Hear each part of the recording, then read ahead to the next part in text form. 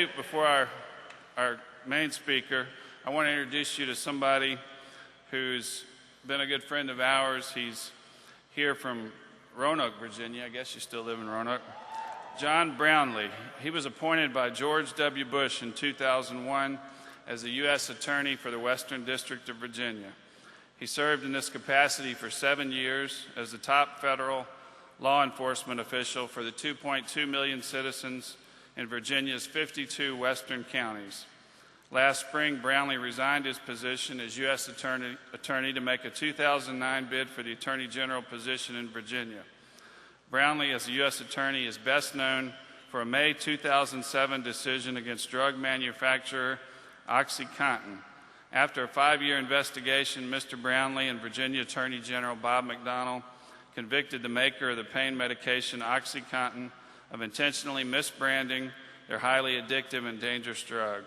The company and the executives were required to pay over $634 million in fines.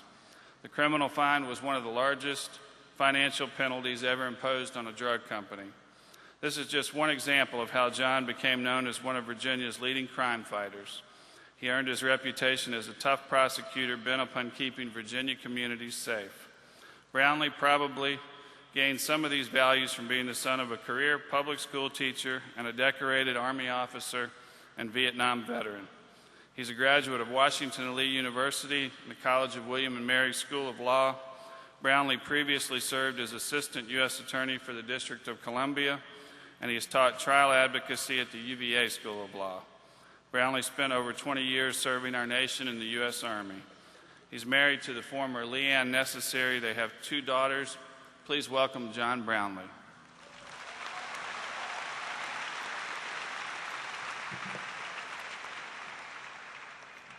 Well, good morning, and it is a real thrill and an honor for me to be here.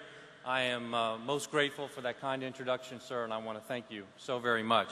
I'm also thrilled today to be joined by my wife, Leanne. In fact, this morning we got up a little early and dropped our 2 daughters off at elementary school in Roanoke and then drove over here to Lynchburg. So for you all, you call this your convocation. For Leanne and I, we call this a date. So we're thrilled to be here with you. I want to begin by thanking Chancellor Falwell for inviting me to speak here today. Over the years, I have been fortunate to have developed a close bond with the Falwell family. In 2001, when I was first appointed United States Attorney, I received well wishes from his father, Dr. Falwell, and over the years visited with his father from time to time, discussing faith and family and the important issues of the day. He was always warm and engaging and quick to remember the names of my wife and 2 young daughters.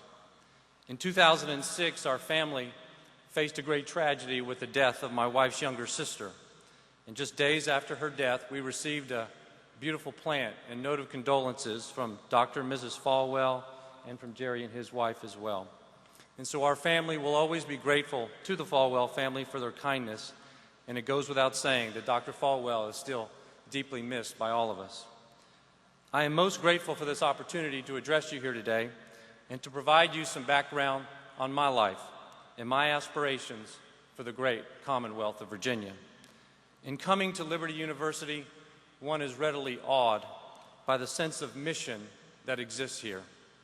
Liberty graduates have taken their rightful places among the leaders of this nation, and their focus, your focus, has always been on service.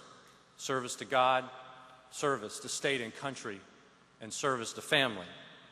These are the hallmarks of commitment: God, state and country, and family, that I want to discuss with you for a moment this morning. As you read and get to know more about me and my family, you will find I believe strongly in a real power of God in all our lives. My parents instilled in my sister and me the God-given principles of compassion for all people, respect for all life from conception to natural death, salvation, and justice. In this world today, where it often seems like everything exists in a me-first context, my wife and I have worked hard to raise our 2 young daughters with those same principles very much in the forefront of their lives. Life, as we all know, is precious and short, and each of us lives today for a God-given purpose. It is my belief that the taking of a life of a child yet unborn is tampering with God's plan for this life, and that, to me, is just wrong. Ours is to facilitate God's work on earth and not interfere with it.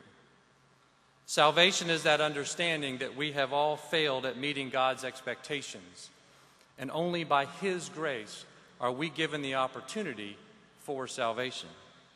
This requires each of us to examine our lives, accept His love, and make a commitment to serve Him fully and totally. Now, this is not easy for many of us, and yet it is that commitment that gives us the strength to deal with the challenges we face each day. And finally, it is the rightful pursuit of justice that has led me here today. The God-given sense of justice places us in a role of providing guidance for our fellow man, to see wrong and correct it, and to ensure to the best of our ability that that wrong is not repeated. Now, justice and compassion are not mutually exclusive, and it is possible to be a good Christian and still pursue justice in this world for all people. Now, many of you here today may pursue careers in law, from law enforcement to perhaps one day writing the laws that we all live by. But in all cases, justice, the simple act of ensuring fairness for all, should be of paramount importance in all we do. Indeed, it was the prophet Micah in Book 6, Chapter 8, that asked the question, "What does the Lord require of you?" And Micah answered, "To do justice, to love kindness, and to walk humbly with your God." Now, my career as a lawyer began with a personal commitment to ensure that in the world in which I would live, I would work to the best of my ability to ensure that fairness. In my work as United States Attorney, I frequently found myself at the center of the decision-making process to protect the citizens of Virginia.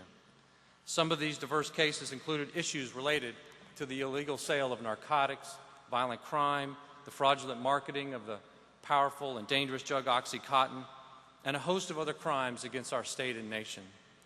Pursuing justice for this serious crimes was a challenging and complex process, requiring me to commit the vast resources of our federal government, prestige of my own offices, and my own personal reputation. But I was never deterred. I, in fact, became more energized as I saw the prosecution of such crimes as a profound way to protect the citizens of Virginia. As my time as United States Attorney has drawn to a close, I examined my life and reviewed the many options that were open to me for my future career. I realized that with my education and training and experience and values that I learned from my parents, teachers, pastors, military commanders, and fellow members of law enforcement, that I could do more for the people of Virginia and my country. Having spent virtually my entire professional life in military and government service, I decided to continue to serve. And so, as the Chancellor mentioned, I am seeking the Republican nomination for Attorney General of Virginia. And I do not take this campaign lightly. I expect to be held accountable not only for my past work, but for my vision for the future safety of the citizens of Virginia. So today, as you look forward to your own future, it is my hope that you will feel drawn, as I and so many others, to a cause greater than yourself. No matter what career you select, I hope you will carry with you the sense of purpose and faith in you that has been instilled in you by this wonderful university, and that you choose a life of service. Service to others can take on many forms, such as a soldier, a scout leader, a Sunday school teacher, a police officer, a homemaker. The list is long and diverse, but the point is the same. Service to others ensures a continuation of God's plan for us. We are here in this time and in this place through His plan. We are His agents, serving others and doing His work among His children. I believe there is no greater calling. Thank you very much for letting me speak with you today. It's been an honor. Thank you.